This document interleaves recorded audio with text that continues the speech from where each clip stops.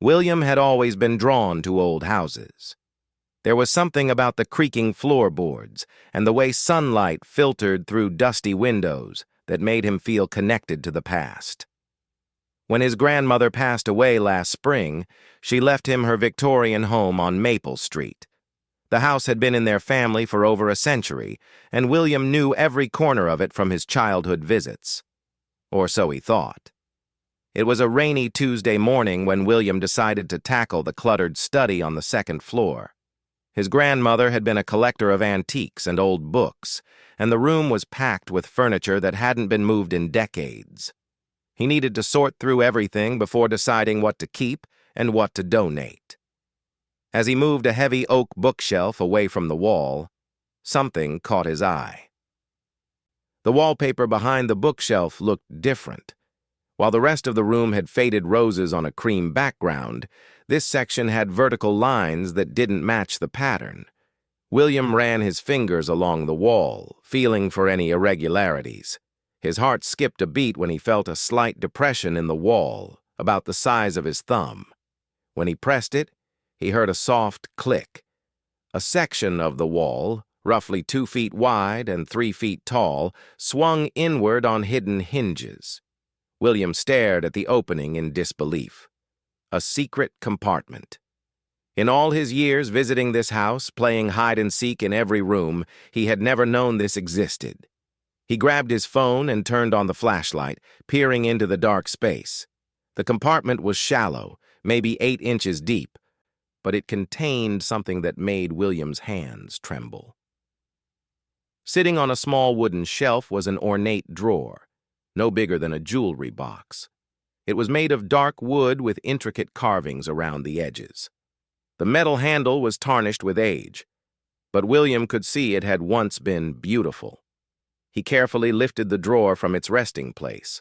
It was heavier than he expected, and he could hear something shifting inside. William carried it to his grandmother's old writing desk by the window, where the morning light would help him see better. The drawer was locked, but the mechanism looked old and delicate. William remembered seeing a small tool kit in the kitchen junk drawer. He found a thin metal file that might work as a makeshift lockpick. Back in the study, he carefully inserted the file into the lock, gently working it until he heard another soft click. The drawer slid open easily, revealing an interior lined with faded purple velvet. Nestled inside was something that made William gasp out loud. It was a crown, but unlike any crown he had ever seen. It was made of dark metal, possibly iron or blackened silver, and instead of jewels it was adorned with thorns. Real thorns that had been somehow preserved and attached to the metal base. The crown was small, clearly meant for a child or someone with a very small head.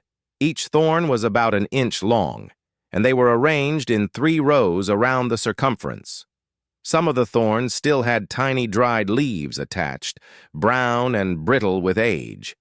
The metal itself had a strange patina, as if it had been exposed to something that had changed its surface over time. William picked up the crown with trembling hands. It was surprisingly light, and as he turned it, he noticed that some of the thorns had dark stains at their tips. His stomach churned as he realized what those stains might be. Beneath where the crown had been resting, William found a folded piece of paper. The paper was yellowed and fragile, and when he unfolded it, he could see it was covered in his grandmother's handwriting. But this wasn't the neat script he remembered from birthday cards and grocery lists. This writing was shaky, urgent, as if it had been written in great distress. The letter was dated March 15, 1987, just 2 years before William was born. It began simply, "If someone finds this, they need to know the truth about our family and what we've done." William's mouth went dry. He had never heard any family secrets or stories that would require hiding. His grandmother had always been the picture of respectability in their small town. She went to church every Sunday, volunteered at the library, and made the best apple pie in the county. What truth could she possibly be hiding? The letter continued. "The crown belonged to my sister Margaret. She was only 7 when she wore it. We told everyone she died of influenza in 1943, but that wasn't true. Margaret was different. She could see things that others couldn't, know things she had no way of knowing. Our parents thought she was blessed, maybe even touched by God. William felt a chill run down his spine. He had never heard of a sister named Margaret. His grandmother had always told him she was an only child. Why would she lie about having a sister? The local preacher, Reverend Blackwood, heard about Margaret's abilities. He came to our house every day for a week, watching her, asking her questions. He said she had been chosen for something special, something holy. He convinced our parents to let him take Margaret to a special ceremony.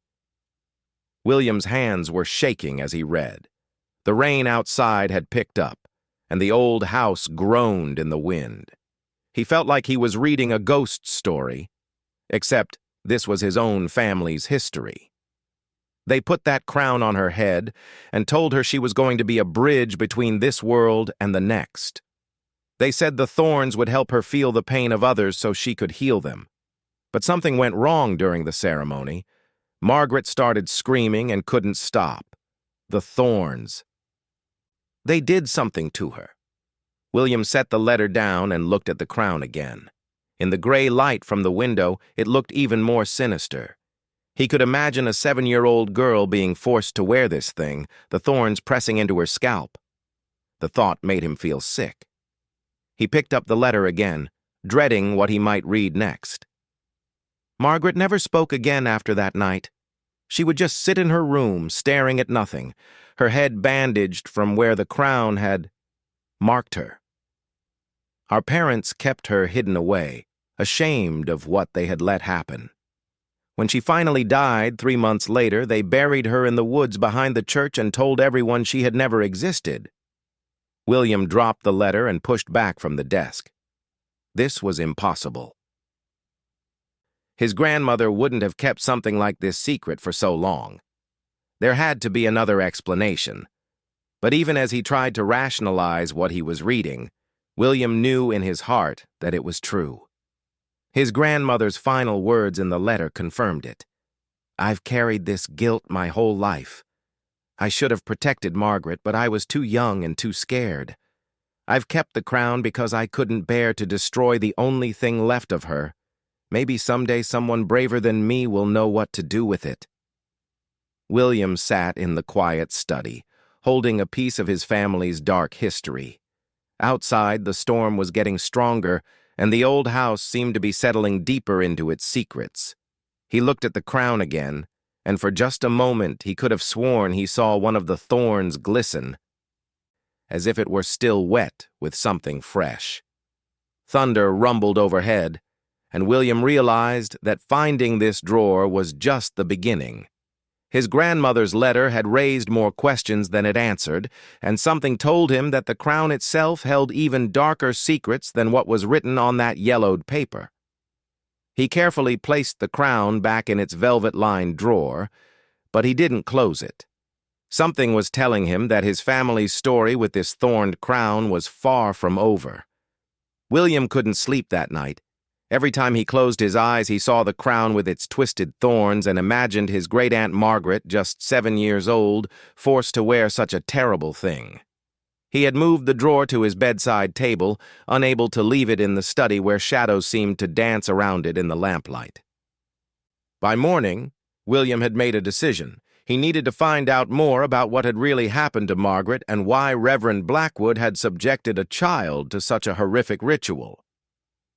The letter mentioned that Margaret was buried in the woods behind the church, and William knew exactly which church his grandmother had attended her entire life. St. Andrew's Episcopal Church sat on the edge of town, surrounded by old oak trees and what everyone called the backwoods. William had played in those woods as a child during church picnics, never knowing that somewhere among those trees lay the unmarked grave of a relative he'd never heard of. William drove to the church early that morning, before anyone else would be around. He parked near the small cemetery that contained the official graves and walked around to the back of the building. The woods were thicker than he remembered, with undergrowth that suggested no one had walked these paths in years. He brought a small shovel, a metal detector he'd borrowed from his neighbor, and a backpack with water and sandwiches. If Margaret was really buried out here somewhere, William was determined to find her. The metal detector beeped almost immediately as he entered the tree line. William's heart raced, but when he dug down a few inches, he found only an old tin can. He continued systematically, creating a grid pattern and marking areas he had already searched. After 3 hours, William was ready to give up. The metal detector had found plenty of trash, but nothing that suggested a grave site. He sat down on a fallen log to eat his lunch and consider his options. That's when he noticed the stones. About 50 yards deeper into the woods, there was a small clearing where the trees formed an almost perfect circle. In the center of this clearing, someone had arranged stones in what looked like a rectangle, roughly the size of a child's grave. The stones were old and partially covered with moss, but they were definitely placed there intentionally. William approached the stone rectangle with a mixture of excitement and dread. This had to be Margaret's resting place. As he got closer, he could see that one of the larger stones had something carved into it. He knelt down and brushed away decades of moss and dirt. The carving was simple but clear. MB 1936-1943. Forgive us. Margaret Blackwood. But that wasn't right. If Margaret was his grandmother's sister, her last name should have been Hartwell, like his grandmother's maiden name. Unless... William felt a chill as another possibility occurred to him. What if Margaret wasn't his grandmother's biological sister? What if she had been adopted by the Blackwood family specifically because of her abilities? William carefully cleared more dirt away from around the stones. He wasn't planning to disturb the grave itself, but he wanted to see if there were any other clues about Margaret's identity or what had happened to her. Under another stone, he found something that made his blood run cold. Carved into the rock surface was the same symbol he had seen on the crown, a circle with thorns radiating outward. But this carving was much larger and more detailed. Inside the circle were strange markings that looked almost like letters, but in no alphabet William recognized. As William traced the symbol with his finger, he heard footsteps behind him. He spun around to see an elderly man emerging from the trees. The man was tall and thin, with white hair and piercing blue eyes. He wore a simple black suit and carried a walking stick. "You must be Eleanor's grandson," the man said in a voice that was somehow both gentle and commanding. "I've been expecting you." William stood up quickly, his hand instinctively moving to the backpack where he had hidden the crown. "Who are you? What do you mean you've been expecting me?" The man smiled, but it wasn't a comforting expression. "My name is Thomas Blackwood. Reverend Blackwood was my grandfather. I've been watching the Hartwell house since your grandmother passed, waiting for someone to find what she kept hidden." William felt his mouth go dry. "You know about the crown?" Thomas nodded. "I know about the crown, about Margaret, about the ceremony that went wrong. But there's much more you need to understand. That crown isn't just a relic of a failed ritual. It's still active, still connected to whatever power my grandfather was trying to access all those years ago."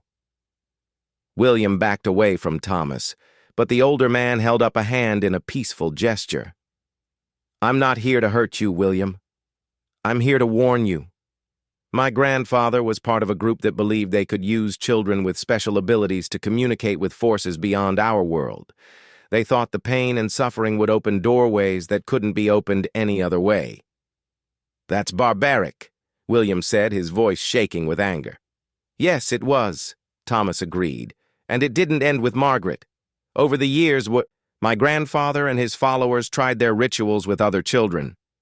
Some died immediately. Others, like Margaret, lingered for months before their minds finally gave out. The crown was used in every ceremony." William felt sick. The thing he had been carrying around in his backpack had been used to torture multiple children. "Why hasn't anyone stopped this? Why didn't the police investigate?"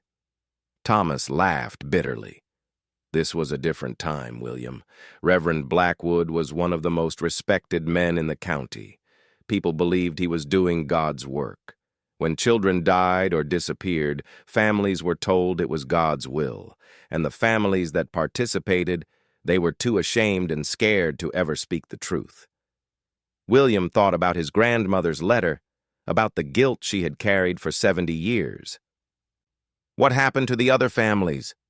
Are there others like me who don't know their family history? There are a few, Thomas said quietly. But most of the families left town after their children died. They couldn't bear to stay where such terrible things had happened. Your grandmother was one of the only ones who stayed, and she spent her whole life trying to atone for what she had allowed to happen to Margaret. William looked back at the stone grave marker. But why am I here now? What does this have to do with me? Thomas's expression grew serious. Because the crown chooses its own path, William. It's been dormant for decades, but objects like that, they don't stay quiet forever. Your grandmother probably thought she was protecting people by keeping it locked away, but all she did was delay the inevitable. What do you mean? Thomas pointed to the symbol carved in the stone. That mark appeared on this grave 3 days ago. It wasn't there before. Something is awakening, and it's connected to your family finding the crown. William stared at the fresh-looking carving. It was impossible. The symbol looked like it had been there for decades, weathered and old, but Thomas seemed certain it was new. What am I supposed to do? William asked, feeling overwhelmed by everything he had learned. Thomas leaned heavily on his walking stick. There's a way to break the connection, to put an end to the crown's influence once and for all. But it requires going back to where the original ceremony took place and performing a counter-ritual. It's dangerous, and there's no guarantee it will work. Where did the ceremony take place? Thomas pointed deeper into the woods. There's an old foundation about half a mile that way. It was a chapel that my grandfather's group built specifically for their rituals. It burned down in 1945, 2 years after Margaret died, but the foundation stones are still there. William felt a chill run through him. He had come to these woods looking for answers about Margaret, but instead he had discovered that his family was connected to something much darker and more dangerous than he could have imagined. Will you help me? William asked.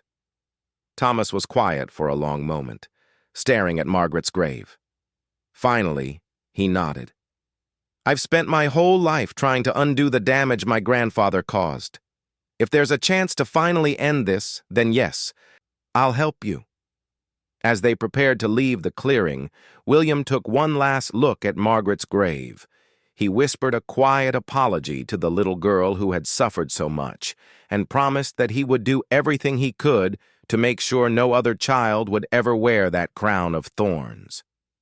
But as they walked deeper into the woods toward the old chapel foundation, William couldn't shake the feeling that they were being watched.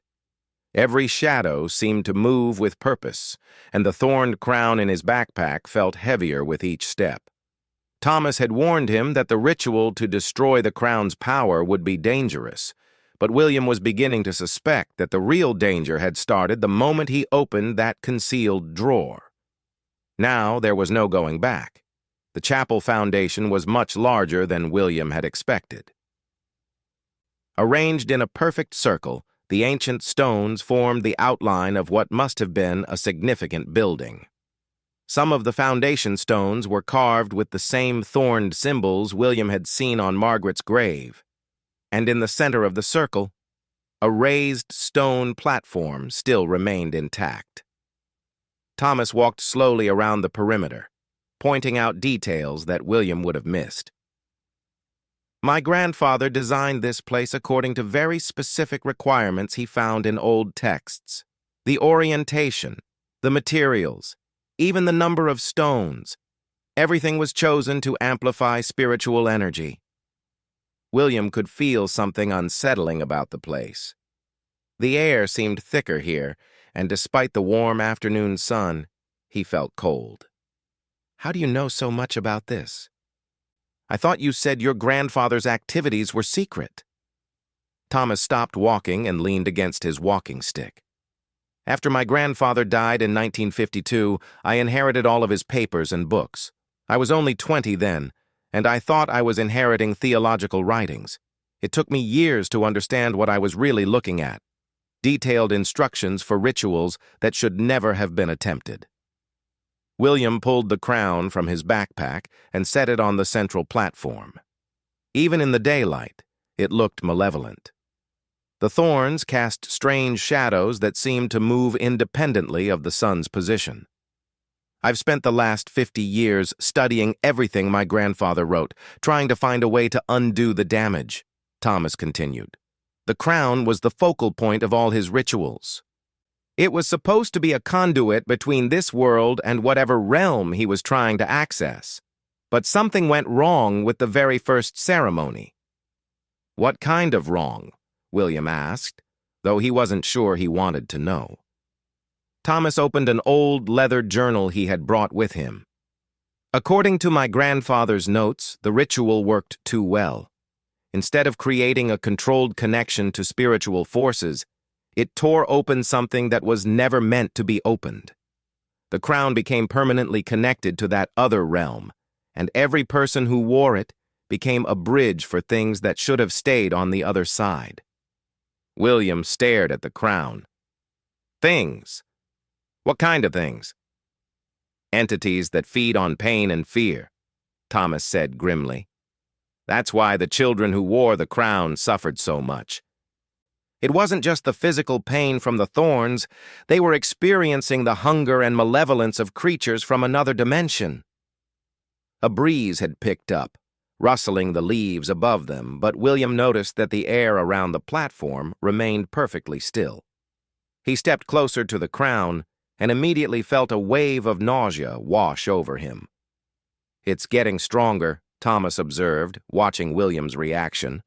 "The longer the crown stays in this place, the more active it becomes. We need to perform the counter-ritual soon, before it becomes too powerful to control." Thomas opened his journal to a page covered with diagrams and text written in multiple languages. The ritual requires 3 components: a descendant of someone who was harmed by the crown itself, and a willing sacrifice of blood to break the connection. William felt his stomach drop. "Blood sacrifice? Are you talking about killing someone?" Thomas shook his head quickly. "Not a life, just blood. But it has to be freely given blood from someone connected to the crown's history. Your grandmother's blood would have been perfect, but—" He trailed off. "But she's dead," William finished. "So you're talking about my blood?" Thomas nodded reluctantly. "It's dangerous, William. We don't know exactly what will happen when we try to break the connection. The entities on the other side won't want to lose their bridge to our world." William looked around the abandoned chapel foundation. The afternoon sun was starting to sink lower in the sky, and the shadows were getting longer. Soon it would be evening, and the thought of being in this place after dark terrified him. "What happens if we don't do anything?" William asked. Thomas closed his journal and met William's eyes. "The crown's influence will continue to spread. It's already affecting you. Haven't you noticed the nightmares, the feeling that you're being watched? And it won't stop with you. The crown draws power from family bloodlines. If you have children someday, it will try to use them too." William hadn't mentioned the nightmares to Thomas, but the older man was right. Ever since finding the crown, William had been plagued by terrible dreams of children screaming and shadows that moved with malicious intent. And he had felt watched, even in his own home. "Okay," William said, trying to keep his voice steady. "Tell me what I need to do." Thomas instructed William to stand at the northern edge of the stone circle, while Thomas positioned himself at the southern edge. The crown remained on the central platform between them. "The ritual has to be performed exactly as written," Thomas warned. "If we make any mistakes, we could make things worse instead of better." Thomas began reading from his journal in a language William didn't recognize. The words seemed to echo off the foundation stones in a way that defied the acoustics of the open space. As Thomas continued the incantation, the air around the crown began to shimmer like heat waves rising from summer pavement. William felt a sharp pain in his chest, as if something was trying to claw its way out of him from the inside. The pain grew worse as Thomas's voice got louder, and William had to grip one of the foundation stones to keep from falling over. "Now, William!" Thomas shouted over the sound of wind that had suddenly picked up. "You need to draw blood and let it fall on the crown." William pulled out the small knife he had brought for this purpose. His hands were shaking so badly he could barely hold it steady. As he drew the blade across his palm, creating a shallow cut, the wind around them became a roar. William stepped forward to the platform, fighting against what felt like a hurricane trying to push him back. When his blood hit the crown, there was a flash of light so bright that William was temporarily blinded. When his vision cleared, William saw that the crown had changed. The thorns were withering before his eyes, curling up and turning to ash. The metal itself was cracking, and a black substance that looked like oil was seeping out of the cracks. But something else was happening, too. The air above the platform was rippling, and William could see shapes moving within the distortion. They looked almost human, but wrong somehow, too tall, with limbs that bent at impossible angles. "Don't look at them!" Thomas shouted. "Keep your eyes on the crown." William forced himself to watch as the crown continued to disintegrate. The black substance was spreading across the platform, and where it touched the stone, the rock began to crack and crumble. One of the shapes in the air seemed to notice William looking away. It moved toward him with frightening speed, and William felt icy fingers touch his mind. Images flooded his consciousness: children screaming, families destroyed. Decades of pain and suffering caused by the crown's influence. But mixed in with the horrific images were other memories. Margaret, before the ceremony, playing in a garden with flowers in her hair. Other children who had been victims, laughing and running in sunlit meadows before their lives were destroyed. And his grandmother as a young girl, crying as she watched her sister suffer. The entity in William's mind was showing him these memories for a reason. It wanted him to understand the full scope of what the crown had destroyed. But instead of breaking William's resolve, the images strengthened it. All of these children deserved justice. "I'm not afraid of you," William said aloud, surprising himself with how steady his voice sounded. "You've caused enough pain." The entity recoiled, and William felt its presence leave his mind. Around the platform, the other shapes were becoming less distinct, as if they were being pulled back through the dimensional rift. The crown gave one final flash of light and then crumbled completely into ash. The black substance stopped spreading, and the cracks in the platform sealed themselves. The distortion in the air snapped shut with a sound like a door slamming. Suddenly, the clearing was quiet except for the normal sounds of birds and rustling leaves. The oppressive feeling that had hung over the place was gone, replaced by a sense of peace that William could feel in his bones. Thomas walked over to the platform and looked down at the small pile of ash that had once been the crown. "It's finished," he said quietly. "The connection is broken." William felt exhausted, but also relieved. The constant sense of being watched was gone, and for the first time since finding the crown, he felt like he could breathe freely. As they prepared to leave the chapel foundation, William noticed something that made him smile. Growing up through cracks in the platform were small green shoots, the first signs of new life in a place that had known only death and suffering for so many years. On the way back through the woods, they stopped at Margaret's grave. The thorn symbol carved in the stone had changed. Instead of sharp, menacing thorns, the carving now showed a simple circle surrounded by flowers. Thomas knelt down and placed a hand on Margaret's gravestone. "Rest in peace, little one. It's over now."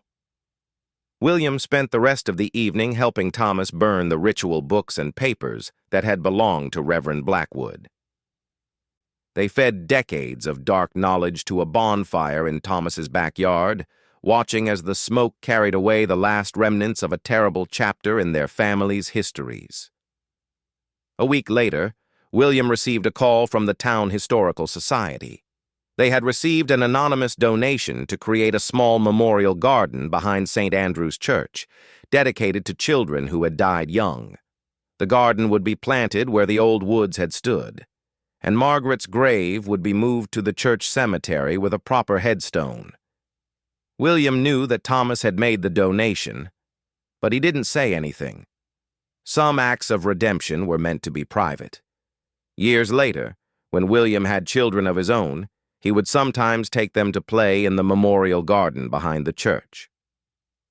His kids loved the flowers and the butterflies that seemed to dance among the blooms. William never told them about the dark history of that place, but he always felt a sense of peace there, knowing that love and beauty had finally triumphed over the forces that had once corrupted that ground.